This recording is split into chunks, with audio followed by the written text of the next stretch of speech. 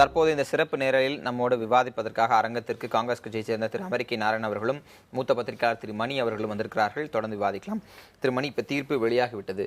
இந்த கேஸோட மெரிட்ஸ் அப்படிங்கிற விஷயத்தெல்லாம் ஒரு வைத்துவிட்டு இதனுடைய உடனடி தாக்கம் என்பது தமிழக அரசியல் களத்தில் எப்படிப்பட்டதாக இருக்கும்? ஒரு சிங்கிள் லார்ஜஸ்ட் பார்ட்டியினுடைய தலைமை என்பது ஒரு வகையான என்ன சொல்ல போனா வீட்டு சரிக்குள் தன்னைத்தானே வைத்துக் கொண்டு செயல்பாடுகளை அங்கிருந்து நடத்தி கொண்டிருந்தார். அவர் மீண்டும் முதலமைச்சராக வாய்ப்பு வந்திருக்கிறது. இந்த கட்சி மீண்டும் களத்தில் தீவிரமாக இறங்க ஒரு வாய்ப்பு ஏற்பட்டிருக்கிறது. இது தமிழக அரசியல் களத்தில் என்ன மாதிரி தாக்கத்தை உருவாக்கும்? இது மிகப்பெரிய தாக்கத்தை ஏற்படுத்தும் என்று தான் நான் கருதுகிறேன். எப்படின்னு பார்த்தீங்கன்னா, நீங்கள் 7 மாதங்கள் அந்த அம்மா அவங்களே செல்ஃப் மேட் எக்ஸைல், உச்சநீதிமன்றம் தன்னுடைய உத்தரவில் அவருக்கு ஜாமீன் வழங்கிய பொழுது கொடுத்த உத்தரவில் அவர் வீட்டு சிறையில் இருக்க வேண்டும் என்றெல்லாம் எந்த விதமான நிபந்தனைகளும் விதிக்கவில்லை. அவர் தனக்குத்தானே விதித்து கொண்ட அந்த ஒரு விஷயத்தால் அவர் வெளியில் வராமல் இருந்தாங்க. பார்ட்டி வாஸ் ஆங்கிலத்தில் சொல்லுவது என்றால் டவுன் அண்ட் அண்டர், ரொம்ப ஒரு மோசமான நிலைமையில தான் கட்சி இருக்குது. அநேகமாக விடுதலையே கிடைக்காது. அதுவும் ஏப்ரல் 27 தீபக் மிஸ்ரா பெஞ்சோட அந்த அப்சர்வேஷன்ஸுக்கு பிறகு கண்டிப்பாக ஒரு விடுதலை ஆவதற்கான வாய்ப்புகள் மிகவும் குறைவு என்று தான் பரவலாக எல்லார் தரப்பிலும் பேசப்பட்டது. ஆகவே அந்த ஒரு சூழலில் இருந்து இன்று கட்சி வீறு கொண்டு எழுந்திருக்கிறது தான் நான் சொல்லுவேன். அந்த கட்சியை பொறுத்த வரைக்கும் அவங்க ஒரு one women party, second rank leadership கிடையாது. அப்படிப்பட்ட ஒரு கட்சிகளை அதனுடைய ஒரே தலைவர், செல்வாக்குமிக்க ஒரே தலைவர், தமிழ்நாட்டிலே செல்வாக்குமிக்க தலைவர் அந்த அம்மா தான். அந்த கட்சி அந்த அம்மாவை நம்பி தான் இருக்குது. அப்படி இருக்கும்போது அந்த அம்மா அரசியல் ரீதியாக முடக்கப்பட்ட பொழுது உயர்நீதிமன்ற தீர்ப்பும் கீழமை நீதிமன்றத்தின் தீர்ப்பை உறுதி செய்திருந்தால் மிக கடுமையான ஒரு சவாலை கட்சி சந்தித்திருக்கும். அது இன்று நீங்கி இருக்கிறது. இப்போ எதிர்கட்சிகள் ஒற்றுமையாக செயல்படுவதற்கான சில முயற்சிகள் எடுக்கப்பட்டன. விஜயகாந்த் போய் பிரைம் மினிஸ்டரை பார்த்தது, கூட்டணி அமைந்தால்தான் இந்த அரசாங்கத்தை வீழ்த்த முடியும் என்று 3 வாரங்களுக்கு முன்னால் கலைஞர் பேசினார். ஆகவே அது எல்லாமே எந்த அளவுக்கு நான் அதிமுகவை எதிர்கொள்வதற்கு தனியாக நாம் எதிர்கொள்ள முடியாது, கூட்டணி வைத்தாதான் எதிர்கொள்ள முடியும் என்பதை பிரதான எதிர்க்கட்சி தலைவரே சொல்லிட்டார். இன்றைக்கு ஏற்பட்டிருக்கக்கூடிய சூழல் என்பது நான் எப்படி பார்க்கிறேன்னா 2 விஷயமாக பார்க்கிறேன். ஒன்று, மாநில அரசியலில் அதிமுக மீண்டும் மிகப்பெரிய அளவில் ஒரு அவங்க முன்னால வருவாங்க. ரெண்டாவது 37 எம்பிக்களை வைத்திருக்கக்கூடிய ஜெயலலிதா தன்னுடைய ரோலை நேஷனல் லெவலில் என்ஹான்ஸ் பண்றதுக்கு இது ஒரு வாய்ப்பாக அமையும். அந்த அம்மா ஏற்கனவே பார்லிமெண்ட் எலெக்ஷன்ல மோடியா லேடியான்னு பேசினாங்க. 37 எம்பிஸ் அவங்களுக்கு இருக்காங்க. நேஷனல் பாலிடிக்ஸ்ல ஜெயலலிதாவோட ரோல் அதிகமாவதற்கு இந்த தீர்ப்பு வழிவகுக்கலாம் என்று நான் கருதுகிறேன். திரு அமெரிக்க நாராயணன், செப்டம்பர் 27க்கு பிறகான காலகட்டங்களில் தமிழக அரசியலில் நடைபெற்ற முக்கியமான மாற்றங்கள் ஒன்று தமிழ்நாடு காங்கிரஸ் கமிட்டியில் ஏற்பட்ட தலைமை மாற்றம். அதன் பிறகு வீரியமாக ஈவி.கே. இளங்கோவன் அரசியலில் இறங்கி பல்வேறு எதிர்க்கட்சியாக தமிழ்நாடு காங்கிரஸ் கமிட்டி செயல்பட்டு வருகிறது, மறுக்க முடியாது. நீங்கள் எல்லாருமே ஒப்புக்கொண்டு, அது உங்களுடைய கருத்தாக இருக்கட்டும். நான் என்னுடைய கேள்வி, அப்படி செயல்பட்டக்கூடிய சூழல் என்பது ஜெயலலிதா என்கிற அந்த ஒரு வைப்ரண்ட் லீடர், ஒரு அவருடைய இருப்பு இல்லாத காரணத்தால் ஏற்பட்ட வேக்கமை பயன்படுத்தித்தான் இவர்களால் வெளிவர முடிந்தது. தற்போது அந்த வேக்கம் நிரப்பப்பட்டிருக்கிறது அப்படின்னு வாதம் முன்வைக்கப்பட்ட அவங்க பதில் என்ன? அதாவது இந்த தீர்ப்பு நான் போட்டிருக்க சட்டம் மாதிரி, இட்ஸ் நெய்தர் பிளாக் நார் ஒயிட் பட் கிரே. பல பேருக்கு, படித்தவர்களுக்கு, நடுநிலையாளர்களுக்கு இந்த தீர்ப்பு ஆச்சரியத்தை கொடுத்திருக்கின்றது மறுக்க முடியாத உண்மை. ஆனா இந்த தீர்ப்பு அதிமுகவுக்கு ஒரு அட்வான்டேஜ்ன்றதுல யாரும் அதையும் மறுக்க முடியாது. இருந்தாலும் இன்று ஒரே ஒரு தான் பினாமி ஆட்சியின் சுனாமி ஊழல்னு சொன்னோம். இனிமே பினாமி ஆட்சி கிடையாது, அதை வேணா தெளிவாக இருக்கலாம். ஆனா சுனாமி ஊழல்ன்றது மக்கள் மத்தியில் இருக்கிற இதை மாற்ற முடியாது இல்லையா? இன்னைக்கு பல பேர் அதிகாரிகள் தற்கொலை செய்து கொள்ளவில்லை, நீங்க உடனே சொல்லிடுவீங்களான்னு? இல்லை, இன்னைக்கு பிடபிள்யூடியில யாருக்கு அதிக ஊழல் அதிகாரி, யார் ஊழல் அமைச்சர்கள்னு பட்டியல் போட்டு தமிழ்நாடு பூரா போஸ்டர் ஓடுது, அது இல்லைன்னு சொல்லிட முடியுமான்னு? அதனால தலைமை மாறி இருக்கிறது என்பது உண்மை. அந்த இடத்துலதான் என்னுடைய கேள்வி வருது. செப்டம்பர் 27க்கு முன்பான அந்த ஒரு 3.5 ஆண்டு காலம் தமிழ்நாடு காங்கிரஸ் கமிட்டி எப்படி செயல்பட்டது, எத்தனை விஷயங்களை நீங்கள் வெளிக்கொண்டு வந்தீங்க, செப்டம்பர் 27 இருந்து இந்த காலகட்டங்களில் எவ்வளவு தீவிரமாக செயல்பட்டீர்கள் அப்படிங்கிற ஒப்பீட்டை பார்க்கும்போது ஜெயலலிதா அப்படிங்கிற அந்த தனி நபர் மீதான இல்ல அவரை எதிர்ப்பதற்கான போதிய சாத்தியக்கூறுகளும் இல்லை அப்படிங்கிற வார்த்தை சாத்தியக்கூறு இருந்தது. அன்றைக்கு இருந்த தலைமை அதனாலதான் இன்று அகற்றப்பட்டது. அவர்களுக்கு என்று ஒரு தனி அஜெண்டா இருந்தது என்று தெளிவாயிட்டு. அன்னைக்கும் காங்கிரஸ் கமிட்டி நிர்வாகியா ஈவி.கே. இளங்கோவன் இருந்தார் இல்லையா? அதுங்க, இன்றைக்கும் நிர்வாகிகள் பல பேருக்கு எங்க கட்சிக்குள்ள எல்லா கட்சிகள்லயும் இருக்கிறதா கருத்து வேறுபாடுகள் உள்ள இது ஒவ்வொருத்தருக்கும் ஒரு இது இருக்கு, நிலைப்பாடு இருக்கு. ஆனா தலைமை ஒரு லீடு எடுக்கணும். அன்றைய தலைமை ஜெயலலிதாவிற்கு ஆதரவான தலைமைன்னு இன்னைக்கு கூட எல்லாருமே சொல்லுவாங்க. அன்றைக்கு எங்கள் கட்சியிலேயே அந்த பேச்சு இருந்தது. நான் பல முறை இதை எடுத்து கூறும்போது கூட, அதாவது அவர்களை ஆதரிக்க வேண்டிய இடத்துல நான் ஆதரித்திருக்கேன் ஆட்டோ ஃபேர்ல. ஆனா எதிர்க்க வேண்டியதுல எதிர்க்கணும். ஆனா அந்த மாதிரி அன்றைய தலைமை இல்லை என்பது உண்மை. இல்ல, ஒரு இன்று வலுவான மக்களுடைய கூட்டணி- மனநிலையை பிரதிபலிக்கிறார் இன்றைய தலைவர் ஈவிகே. நான் அந்த விவரங்களை வரேன். ஒரு வலுவான கூட்டணியை அமைத்துத்தான் அதிமுக ஜெயலலிதா தலைமையில் ஜெயலலிதா தேர்தலை அவரே சந்திக்கும் போது, இந்த வழக்கிலிருந்து விடுதலையாகி சந்திக்கும் போது ஒரு வலுவான கூட்டணி அமைத்தால் தான் அவர்களை எதிர்கொள்ள முடியும் அப்படிங்கிற நிலைப்பாடு தான் தமிழக அரசியல் களத்தில் இருக்கு. அதில் காங்கிரஸ் கட்சி விதிவிலக்கல்ல அப்படின்னு சொன்னா அவங்க பதில் என்ன? நிச்சயமாக நாங்க ஏற்கனவே சொல்லியிருந்தோம் இல்ல, அதற்கான அடித்தளத்தை அமைத்து அதிலே முதலிலே நிற்பவர் எங்களது தலைவர் ஈவிகே மறுக்க முடியாது இல்லையா? நான் பேசி முடிச்ச பிறகு நீங்க கேள்வி கேட்டா மக்களுக்கு போகும். பேசிட்டே நீங்க கேள்வி கேட்டா நான் உங்க கேள்வியும் கேட்க முடியல, மக்களும் என்னுடைய பதில கேட்க முடியல. தொடர்ந்து பதில் பதிவு பண்ணுங்க. என்ன சொல்றேன்னா, ஈவிகே இளங்கோவன் எதிர்க்கட்சிகளை ஒரு அணியில் திரட்டி ஒரு வலுவான எதிர்க்கட்சிகள் அமைய வேண்டும், எதிரணி அமைய வேண்டும் என்பதில் லீட் எடுத்திருக்காரு. அவர் தான் இன்னைக்கு எதிர்க்கட்சியுடைய லீட் எடுத்து பல விஷயங்களை செய்திருக்கிறார், அனைவரும் ஏற்றுக்கொள்ளக்கூடிய உண்மை. அது தொடர்ந்து இன்னும் அதற்கான ஏன் நீங்க பேசும்போது நான் கேள்வி கேட்கிறேன்னா, என்னோட கேள்வியோட சாராம்சத்தை நோக்கி நீங்க பதில் சொன்னீங்கன்னா சரியா இருக்குங்கிறதுக்காக தான் கேட்கிறேன். அதாவது எதிர்க்கட்சிகள் வீக்கனா இருக்கிறதுனாலதான் ஒரு சிங்கிள் பார்ட்டி எதிர்ப்பதற்கு ஒரு கூட்டணியே அமைக்க வேண்டும், ஒரு வலுவான கூட்டணி அமைக்க வேண்டும்ங்கிற நிர்பந்தம் உங்களுக்கு இருக்குன்னு நான் சொல்றேன். ஒவ்வொரு காலகட்டங்கள்லயும் அது காங்கிரஸ் ஒரு ஸ்ட்ராங்கா இருந்த காலகட்டத்தில் எதிர்க்கட்சிகள் எல்லாம் சேர்ந்து கூட கூட்டணி அமைந்தன. காமராஜரை எதிர்த்து எல்லாருமே ஒண்ணா சொன்னாங்க. ஏன் அன்னைக்கு ராஜாஜியே எதிர்த்தாரு. அதற்கு பிறகு மத்தியில காங்கிரஸ் ஆட்சி வலுவாக இருக்கும் போது ஏன் கடந்த ஆட்சியில கூட பல பேர் ஒன்று சேர்ந்து செய்ய வேண்டியிருந்தது. சோ இதெல்லாம் காலத்தின் கட்டாயங்கள். இன்றைக்கு ஜெயலலிதா அவர்கள் வலுவாக இருக்கிறார்கள் நான் மறுக்கலையே. காலத்தின் கட்டாயம் அப்படிங்கிற அந்த கான்டெக்ட்ல உங்களுக்கு கருத்து? உண்மைதான். அதாவது ஜெயலலிதா தான் தமிழ்நாட்டோட மோஸ்ட் பாப்புலர் லீடர். தனிப்பட்ட முறையிலும் அந்த கட்சி அவங்களுக்கு தான் அதிகப்படியான வாக்குகள் இருக்கக்கூடிய கட்சி. 43 45 ரஃப்லி 44% வச்சுக்கோங்களேன். லாஸ்ட் லோக்சபா எலெக்ஷனில் அவங்க அதை இது பண்ணாங்க. அடுத்தது திமுக கிட்டத்தட்ட 25%. மற்ற எல்லா கட்சியும் Congress, BJP, left, MDMK, PMK எல்லாரையும் சேர்த்திங்கன்னா கூட 18 to 20% தான் வரும். ஆகவே இந்த ஒரு நியூமரிக்கல் ஸ்ட்ரென்த் தான். பாலிடிக்ஸ் இஸ் ப்ராக்டிக்கல் பார்லன்ஸில் நியூமரிக்கல் ஸ்ட்ரென்த் தான். அப்படி பார்த்தீங்கன்னா அதிமுகவை தோற்கடிப்பதற்கு, அதுவும் இன்றைய நிகழ்வுக்கு பிறகு, இந்த டெவலப்மெண்ட்டுக்கு பிறகு நிச்சயமாக இவங்க ஒரு அலைன்ஸ் ஃபார்ம் பண்ணல. அதுவும் அம்பர்லா அலைன்ஸாக இருக்கணும். அப்படி இல்லைன்னா இவங்களால ஜெயலலிதாவை டேக் ஆன் பண்ண முடியாதுன்னு தான் எனக்கு தோணுது. பட் ஸ்டில் இதில் என்னன்னா, இன்னும் ஓராண்டு இருக்கிறது. அந்த ஓராண்டுக்குள்ளே என்ன வேணால் நடக்கலாம்.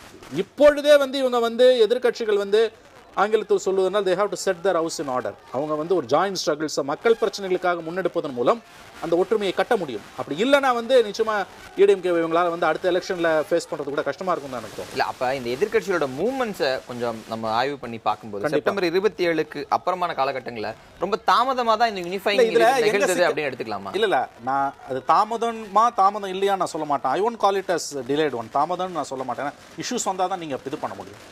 இங்க சிக்கல் எங்க வருதுன்னு கேட்டீங்கன்னா, பிரதான எதிர்க்கட்சியான திமுக பொலிட்டிக்கலா ஜெயலலிதாவை இந்த கேஸ்ல அந்த அம்மா உள்ள போயிடுவாங்க, அந்த அம்மா தோற்கடிக்கப்படுவார், அவருடைய அந்த டிஸ்குவாலிஃபிகேஷன் கண்டினியூ ஆகும்ன்றதுலயே அதிகமா அவங்க they pin down their hope.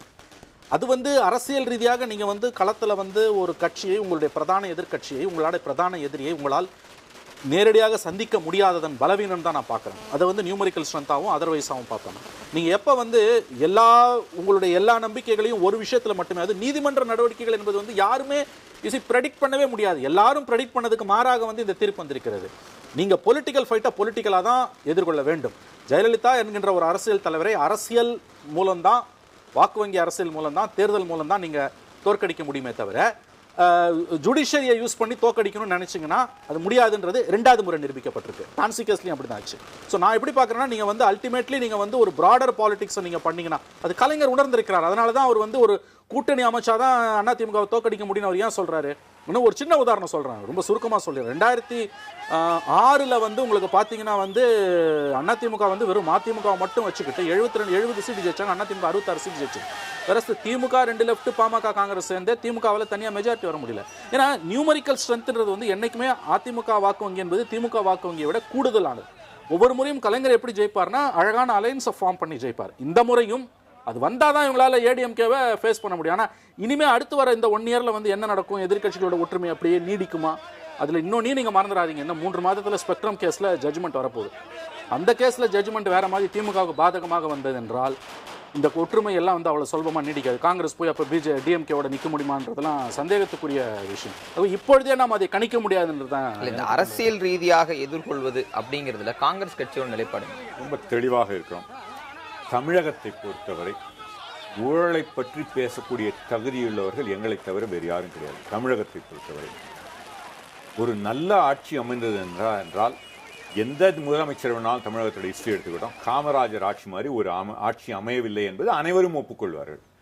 இன்றைய தமிழகத்தில் உள்ள இவர் சொன்ன மாதிரி திமுக விட தெளிவாக வலுவாக இன்று ஆளுங்கட்சியின் அவலங்களை அம்பலப்படுத்துவது தமிழக காங்கிரஸ் கமிட்டி என்பதை யாரும் மறுக்க முடியாத உண்மை. இந்த நேரத்திலே நிச்சயமாக தமிழக காங்கிரஸ் கமிட்டி ஒரு வலுவான எதிர்கட்சியாக மத்தியில் உள்ள ஆட்சிக்கும் எங்களுக்கு ஒரு பெரிய வரப்பிரசாதம் வந்திருக்கு. ஒவ்வொரு முறையும் எங்க தமிழ்நாட்டில் காங்கிரஸை வளர்க்க முடியாத நிலையில் இருந்தோம். ஏனென்றால் மத்தியில் நாங்கள் ஆட்சியில் இருப்போம், இந்த மாநிலங்களுடைய ஆட்சியினுடைய இது எங்களுக்கு தேவையா இருக்குது. ஸோ ரெண்டையும் அட்டாக் பண்ண முடியாது. ஒரு உண்மையான எதிர்கட்சியாக இயங்கக்கூடிய வாய்ப்பு இருக்கு. அதற்கு சரியான ஒரு தலைமை இருக்கிறது. இவர்களுடைய இதெல்லாம் ஊழல்களையும் இவர்களுடைய தவறுகளையும் அம்பலப்படுத்தி கொண்டிருக்கிறார்கள். மக்களும் அதுல ஒன்று திரளுகிறார்கள். இந்த ஊழல்ங்கிறது அடியிலேந்து மேல்மட்டும் வரை சில அமைச்சர்கள் ஜெயலலிதா அவருடைய பெயரை சொன்னதாலேயே அவர் உள்ள போன இது இருக்குது. அதனால இது காலம் பதில் தொடர்ந்து பேசலாம்.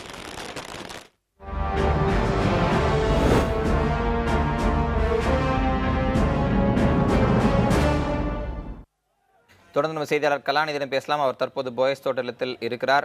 கலாநிதி, அடுத்தது என்ன அப்படிங்கிற கேள்விதான் இங்கு தற்போது எழுந்திருக்கின்றன. முதலமைச்சராக கூடிய பன்னீர்செல்வம் தனது பதவியை ராஜினாமா செய்வாரா? ஜெயலலிதா மீண்டும் முதலமைச்சராக பதவியேற்பாரா? அது குறித்த தகவல்கள் எதுவும் எப்போது வெளியாகும் என்கிற எதிர்பார்ப்பு தான் தொடர்ச்சியாக எழுந்து கொண்டிருக்கின்றன. அது பற்றி நிகழ்வு எதுவும் தற்போது போயஸ் தோட்டத்தில் இருக்கின்றனவா? அங்க இருக்கக்கூடிய தகவல்களை சொல்லுங்க. தியாகச்செம்மல் முன்னாள் முதலமைச்சராகவும் அதிமுக பொதுச் செயலாளராகவும் இருக்கக்கூடிய ஜெயலலிதா தமிழக முதலமைச்சராக எப்போது பதவி ஏற்பார் என்பது குறித்து பல்வேறு விதமான ஊகங்கள் இங்கு நிலவியபடி இருக்கின்றன. ஒவ்வொருவரும் ஒவ்வொரு விதமாக பல்வேறு தகவல்களை இங்கு தெரிவித்தபடி இருக்கிறார்கள். குறிப்பாக வருகின்ற 16ஆம் தேதி, அதாவது 2011ஆம் ஆண்டு ஜெயலலிதா முதலமைச்சராக பதவியேற்ற நாள் வருகிறது. எனவே அன்றைய தினத்தில் அவர் பதவியேற்பதற்கான வாய்ப்பு இருப்பதாக சொல்கிறார்கள். இது மட்டுமல்லாமல் இன்றைய தினம் மாலைக்கு பிறகு அஷ்டமி தொடங்குவதால் புதன்கிழமை அவர் பதவியேற்பதற்கான வாய்ப்பு இருக்கிறது என்று ஒரு தகவல் சொல்லப்படுகிறது. இது குறித்த ஆலோசனை தற்போது போயஸ் உள்ள இல்லத்திற்குள் நடைபெற்று வருவதாக சொல்லப்பட்டது. தற்போது அரசு உயர் அதிகாரிகள், காவல்துறை அதிகாரிகள் போன்றவர்கள் எல்லாம் இங்கு வருகை தந்திருக்கிறார்கள். போயஸ் தோட்ட இந்த பகுதி முழுக்கவே சைரன் வைத்த கார்களால் நிரம்பி இருக்கிறது. ஒட்டுமொத்த உயர் அதிகாரிகள் அனைவரும் போயஸ் தோட்ட இல்லத்திற்குள் தற்போது இருக்கிறார்கள். எனவே பதவியேற்பு குறித்த ஆலோசனை இங்கு தீவிரமாக நடைபெற்று வரக்கூடும் என்று நம்ப முடிகிறது. அதே நேரத்தில் உறுதிப்படுத்தப்பட்ட தகவல் என்பது இதுவரையும் சொல்லப்படவில்லை.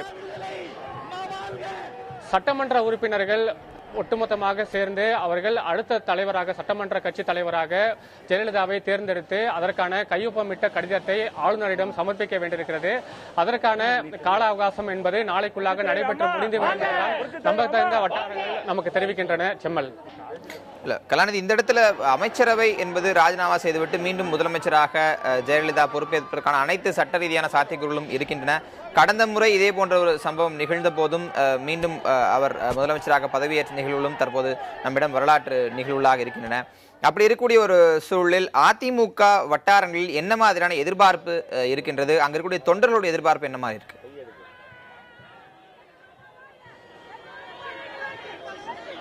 தொண்டர்களை பொறுத்த வரைக்கும் உடனடியாக அவர் முதலமைச்சராக பொறுப்பேற்க வேண்டும் என்ற ஒரு எண்ண ஓட்டத்தில் தான் தொடர்ந்து கருத்துக்களை தெரிவித்தபடி இருக்கிறார்கள்.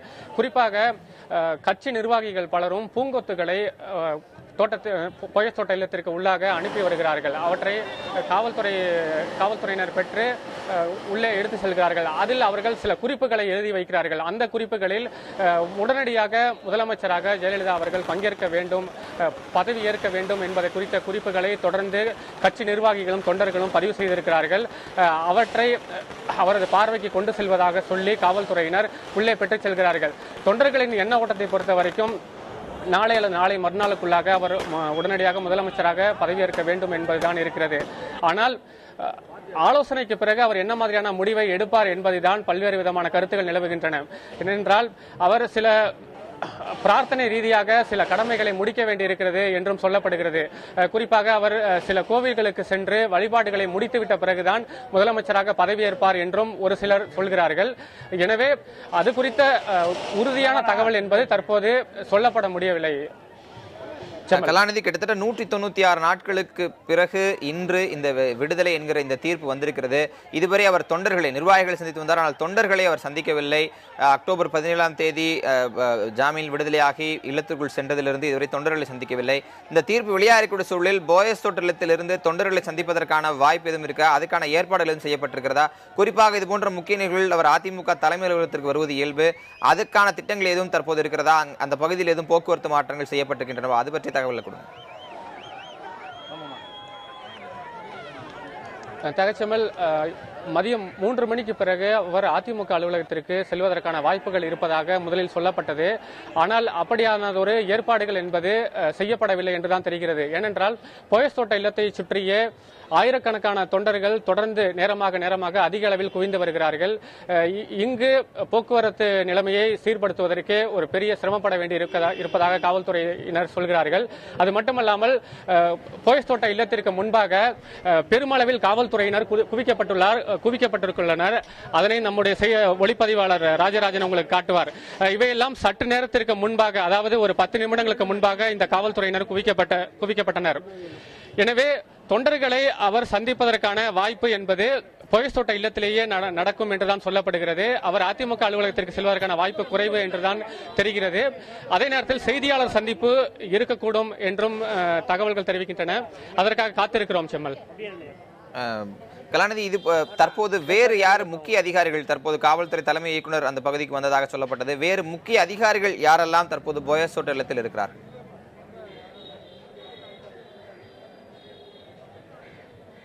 ஜெமல், காவல்துறையினரை பொறுத்த வரைக்கும் கிட்டத்தட்ட 90% உயர் அதிகாரிகள் போயஸ் தோட்ட இல்லத்திற்கு வந்துவிட்டு பூங்கொத்துகளை கொடுத்து தங்களுடைய வாழ்த்துக்களை தெரிவித்துவிட்டு சென்றிருக்கிறார்கள். குறிப்பாக சென்னையில் பணியாற்றக்கூடிய காவல்துறை உயர் அதிகாரிகள் பலரும் தவறாமல் போயஸ் தோட்ட இல்லத்திற்கு வந்து தங்களுடைய வாழ்த்துக்களை தெரிவித்துவிட்டு சென்றிருக்கிறார்கள். இது மட்டுமல்லாமல் அரசு அதிகாரிகள், குறிப்பாக தலைமைச் செயலகத்தில் பணியாற்றக்கூடிய சில முக்கிய அதிகாரிகள் வந்து இங்கு தங்களுடைய வாழ்த்துக்களை தெரிவித்திருக்கிறார்கள். திரைப்பட நட்சத்திரங்கள், தொலைக்காட்சி நட்சத்திரங்கள் போன்றவர்களும் போயஸ் தோட்ட இல்லத்திற்கு வந்திருக்கிறார்கள். ஆனால் அவர்கள் முன்னாள் முதலமைச்சர் சந்திப்பதற்கான வாய்ப்பு கிடைக்கப்பெறாமல் வாசலேயே காத்திருக்கிறார்கள். ஏற்கனவே நான் குறிப்பிட்டது போல போயஸ் தோட்ட இல்ல பகுதியில் சைரன் வைக்கப்பட்ட கார்கள் மிக அதிக அளவில் காணப்படுகின்றன. செம்மல், கலாநிதி, தொடர்ந்து இணைப்பில் இருங்க. பல்வேறு அடுத்தடுத்த தகவலுக்கு மீண்டும் உங்களை தொடர்பு கொள்ளும். நம்ம விவாதத்தை தொடரலாம். திருமணி, இப்போ 2 ஆப்ஷன் சொல்லப்படுது. விடுதலை ஆனால் அவரே மீண்டும் முதலமைச்சராக பதவியேற்று இந்த 1 ஆண்டு கால டேர்மை முடிச்சுட்டு தேர்தலை சந்திப்பது, இல்லை என்றால் தற்போது கிடைத்திருக்கூடிய இந்த வெற்றியை அடிப்படையாக கொண்டு உடனடியாக தேர்தலை சந்திப்பது அப்படிங்கிறது. ஆனால் பொதுவாக எது அதிமுகவிற்கு ஒரு சாதகமான சூழலா இருக்கும்? எந்த முடிவு என்பது சாதகமான சூழலா இருக்கும்? அதிமுக எது சாதகமாக இருக்கும்னு என்னால் உறுதியாக சொல்ல முடியல. அது என்னுடைய பணியும் இல்லைன்னு கூட நான் நினைக்கிறேன். ஐ மீன் அஸ் அன் அப்சர்வராக சொல்லலாம், தப்பு கிடையாது. பட் எனக்கு அதில் கணிக்கிறதுக்கு கஷ்டமாக இருக்குது. பட் அவங்க என்ன செய்வாங்கன்னு நான் எப்படி நினைக்கிறேன்னா இன்னும் ஓராண்டு இருக்கிறது, சரியாக ஓராண்டு இருக்கிறது. மே 2016 தான் எலெக்ஷன்ஸ் வரப்போகுது. இந்த ஓராண்டை விட்டுட்டு அவங்க எலெக்ஷனுக்கு போவாங்கன்னு நான் நம்பலை, நிச்சயமாக நம்பலை. அந்த அம்மா இப்போ டெக்னிக்கலி அந்த அம்மாவுக்கு லீகலி அண்ட் டெக்னிக்கலி முதலமைச்சர் ஆவதற்கான எந்த விதமான தடையும் கிடையாது. எனி டைம் அவங்க சீஃப் மினிஸ்டர் ஆகலாம். 6 மாதத்துக்குள்ளேயே அவங்க வந்துடலாம். 6 மாதன்றது கூட அதிகம். நீங்கள் இது ஐடென்டிக்கல் சுச்சுவேஷனை பார்த்தீங்கன்னா 2001 டிசம்பர் 4 டான்சி கேஸில் சென்னை உயர்நீதிமன்றம் அந்த அம்மாவை விடுதலை பண்ணிச்சு. அந்த அம்மா பிப்ரவரியில் எலெக்ஷனில் நின்று பிப்ரவரி 24 அந்த அம்மாவோட பிறந்தநாள் அன்னைக்கு தான் ரிசல்ட் அவங்க ஜெயிச்சாங்க. மார்ச் 3 4 அந்த அம்மா பதவி ஏற்றிருக்காங்க. ஆகவே டெக்னிக்கலி நாளைக்கே அந்த அம்மா சிஎம் ஆகலாம். அது எலெக்ஷன் கமிஷன் அவங்க பெட்டிஷன் பண்ணுறது மூலமாக தேர்தலை 1 மாதத்திலேயே அல்லது 2 மாதத்திலேயே கூட வைத்து ஒரு எம்எல்ஏவாக ஆகிடலாம். 6 மாதம் வரைக்கும் டைம் இருக்குது அவங்களுக்கு. இன்னும் ஓராண்டு இந்த ஆட்சி இருக்குது. ஆகவே நான் என்ன நினைக்கிறேன்னா ஏர்லி எலெக்ஷன்ஸுக்கு அந்த அம்மா போக மாட்டாங்கன்னு தான் எனக்கு தோணுது. இன்னும் ஓராண்டு இருக்குது கையில், கவர்மெண்ட்டை விட்டுட்டு யாரும் போக விரும்ப மாட்டாங்க. அதுவும் எதிர்கட்சிகளோட ஒற்றுமை என்பது இப்போ ஒற்றுமை மாதிரி வந்த ஒரு தோற்றம். இப்போ இவர் பவர்ஃபுல் லீடராக இவங்க வந்துட்டாங்க. இவங்க இல்லாத வாசி தான் அந்த ஒற்றுமையை வந்தது நான் நினைக்கிறேன். இவர் மறுபடியும் களத்துக்கு வந்த வாசி அந்த ஒற்றுமை எந்த அளவு நீடிக்கும் என்பதும் ஒரு கேள்விக்குறியாக தான் இருக்குது. ஆகவே என்னுடைய பார்வை என்பது இன்னும் ஓராண்டு இருக்கக்கூடிய சூழலில், அதுவும் அவர்களுக்கு 150 எம்எல்ஏக்கள் இருக்கிறார்கள். அவர் நிச்சயமாக அந்த ஸ்னாப் போல்ஸ்னு சொல்லக்கூடிய ஒரு ஏர்லி போல்ஸுக்கு அந்த அம்மா போகமாட்டாங்கன்னு தான் நான் நினைக்கிறேன். இல்லை, இப்போ ஜெயலலிதா அவருடைய இந்த மீள் வருகைக்கு பிறகு காங்கிரஸ் கட்சி எதிர்கட்சியில் ஒன்றிணைக்கூடிய ஒரு பணியில் ஈடுபட்டிருந்த அந்த இதில் கால்குலேஷன்ஸ் மாறுவதற்கான வாய்ப்பு இருக்கா? அது அரசியலில் எது வேணாலும் என்றைக்கு வேணாலும் மாறலாம், அதில் இதுக்கு பண்ண முடியாது. இன்னும் கேட்டிங்கன்னா காங்கிரஸும் அதிமுகவும் மத்திய அரசை இந்த ஜிஎஸ்டியில் ஒன்றாக எதிர்க்கிறது. அதனால் it's in issue paste politics still can be plate at the centre. ஸ்டேட்டை பொறுத்த வரைக்கும் it's a very fluid situation தான் சொல்லணும். இருந்தாலும் இன்றைய நிலையில் ஆளும் கட்சிக்கு எதிராக ஒரு எதிரணி அமைய வேண்டும் என்றால் எதிரணிகள் கூட்டணியாக இருந்தால்தான் இது பண்ண முடியும் என்று அவருடைய கருத்தை நான் ஏற்றுக்கொள்கிறேன். இது எப்படி போகும்ன்றது காலம்தான் சொல்லும். ஆனால் இன்றைய நிலையில் ஆனால் ஒன்று தெளிவாக இருக்கிறோம், இந்த அரசினுடைய அவலங்கள், அதாவது நீங்கள் கேட்டீங்க ஏன் முன்னே செய்யலைன்றது, இன்னொரு காரணம் என்ன, எலெக்ஷன் வர வரத்தான் எல்லாமே சூடு பிடிக்கும். அந்த நேரங்கள் தான் கூட்டணிகளை பற்றிய இதுவும், ஏன்னா முன்னால எலெக்ஷன் முடிஞ்சவொடனே கூட்டணிகளை பற்றி பேசி என்ன பிரயோஜனம் இல்லையே, ஏன்னா காலங்கள் மாறுகிறது.